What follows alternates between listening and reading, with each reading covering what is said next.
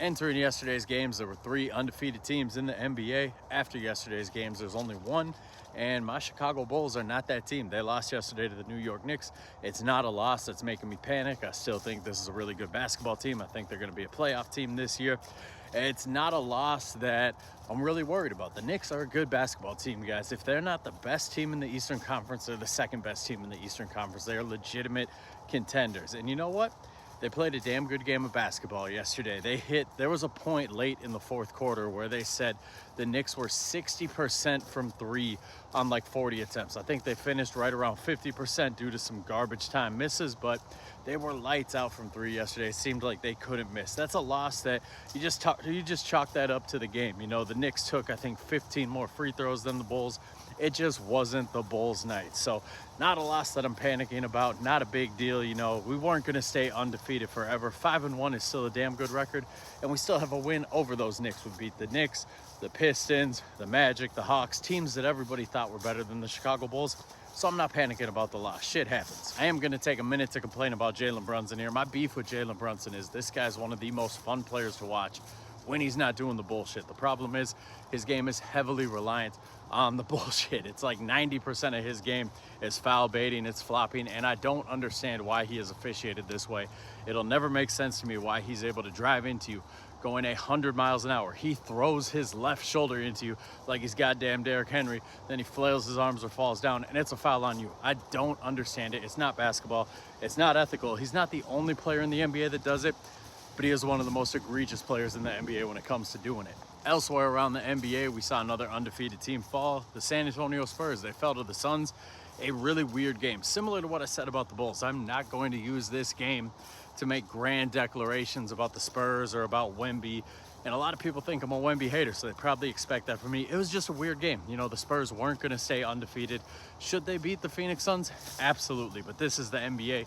You can get got on any night, and it just wasn't Wemby's night. It was a weird game when you watched it, too. The Spurs didn't seem to be focusing on getting the ball to Wemby. It was like he was an afterthought in their offense. So chalk it up to a weird game for them, weird loss for them. They're going to be just fine. They've been very impressive this year. Their guard rotation is impressive, and they're still getting De'Aaron Fox back. So Spurs fans, no need to panic. You guys know that. You've been through it all. You've lived through a dynasty, so you know the ups, you know the downs. You know not to panic over this loss, but anybody using this loss to make grand declarations about the team or about Victor Wembanyama, you are sorely mistaken. Trust me. Next time they're out, they're going to look just fine. The only undefeated team that stayed undefeated was the Oklahoma City Thunder. They went belt to ass on the New Orleans Pelicans. I don't know what's going on in New Orleans, guys. I could not have been more wrong about that team. I overdosed on the skinny Zion Kool-Aid. I thought they were going to be a 45-win team. I thought Zion was going to be a top 3 MVP finisher.